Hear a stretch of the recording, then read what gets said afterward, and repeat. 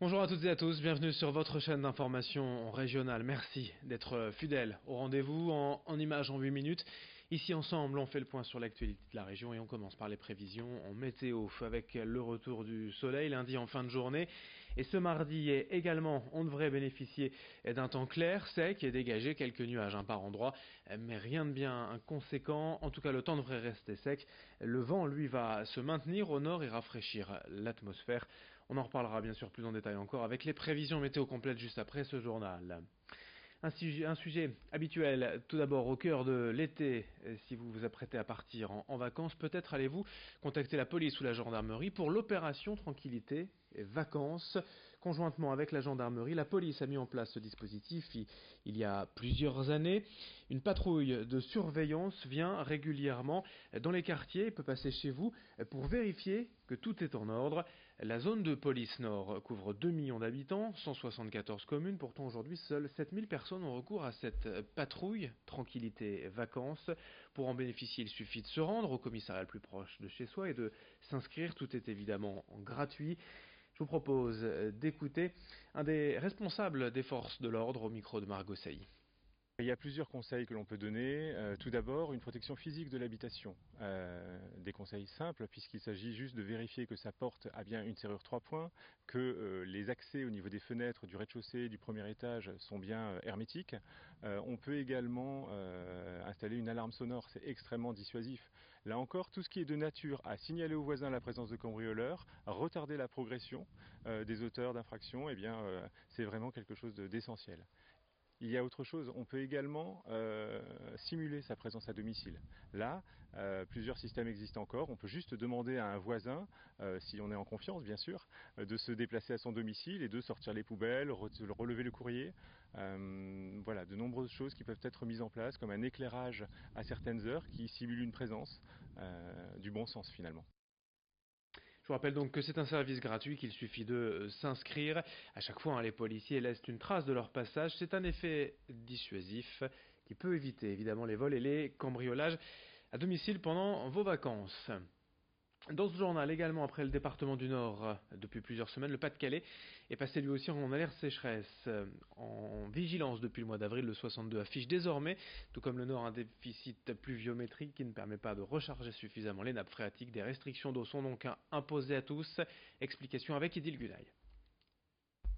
Et oui, normalement, la période hivernale est propice à la recharge des nappes phréatiques qui s'achève au printemps. Sauf que là, l'hiver 2018-2019 a été particulièrement sec avec 20% de pluie en moins que la normale. D'autant plus que le mois de février, souvenez-vous, a été sec et doux. Il a fait très beau dans la région et les précipitations du mois de mars n'ont pas permis de rattraper le déficit accumulé. Du coup, comme dans le Nord, les professionnels et particuliers du Pas-de-Calais vont devoir limiter leur consommation d'eau. Alors concrètement, pour les habitants, ces restrictions concernent surtout l'arrosage des espaces verts. Le préfet demande de limiter au maximum l'arrosage des jardins, des pots sur les balcons.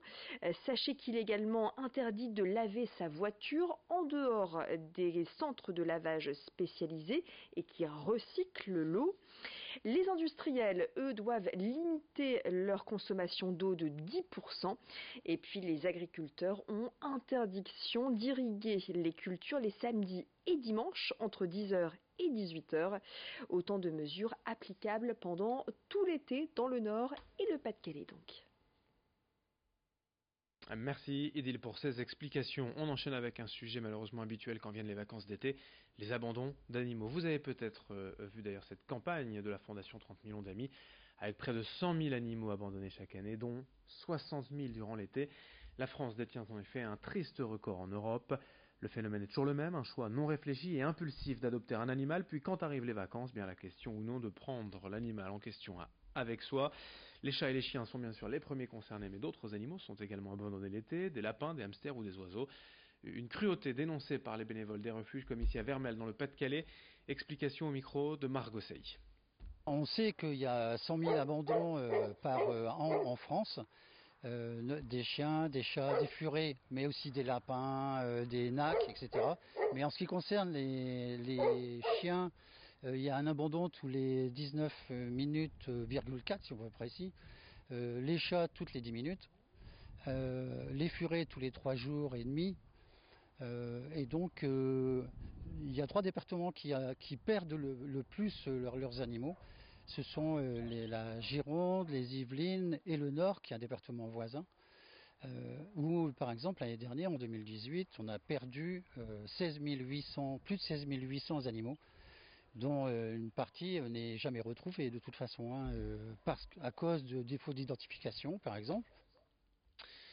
On enchaîne avec toute autre chose, cette fois la visite d'un chantier d'envergure actuellement à Lille, le 31 rue de Béthune, en plein centre-ville. Auparavant, ici, on trouvait les Galeries Lafayette. Le chantier a démarré en octobre 2018 et l'ouverture du bâtiment n'est pas annoncée avant juin prochain. Cette réhabilitation mobilise actuellement 90 ouvriers pour un coût global de plus de 30 millions d'euros. À terme, le bâtiment accueillera 10 000 m² de commerce, 8 000 m² de bureaux, un hôtel 4 étoiles de 120 chambres et un parking de 3 étages en sous-sol. Bref, le chantier se poursuit, cela prendra du temps et impossible pour l'instant de savoir quels seront les noms des boutiques et des marques ouvertes ici. Explication tout de même quant au projet final au micro de Laure Montfort. Il n'y a plus les escalators forcément, il y aura un patio, comme disait Martine tout à l'heure, c'est plutôt on recrée des patios, donc il y avait une partie qui était déjà dedans, donc on recrée des patios pour amener de la lumière sur la zone bureau. Sur la façade, on peut revoir, hein, c'est la façade qui est en train de se monter, donc une nouvelle approche des riverains sur le lieu. Voilà, il y a tout un ensemble qui est recréé en fonction des 3 différents programmes. Voilà. Peut-être quelques prouesses techniques quand même. Que je voulais souligner, c'était quand même, on l'a vu en cours de visite, c'était la grue, montage de grue qui a été le premier sujet technique. Monter une grue sur le toit des anciennes Galeries Lafayette a été le premier sujet. Et voilà, il y a techniquement sur l'opération, très belle opération. Et donc voilà, on est fiers de faire cette opération avec Vinci Immobilier. Lundi 15 juillet, l'info continue dans un instant. Merci de votre fidélité.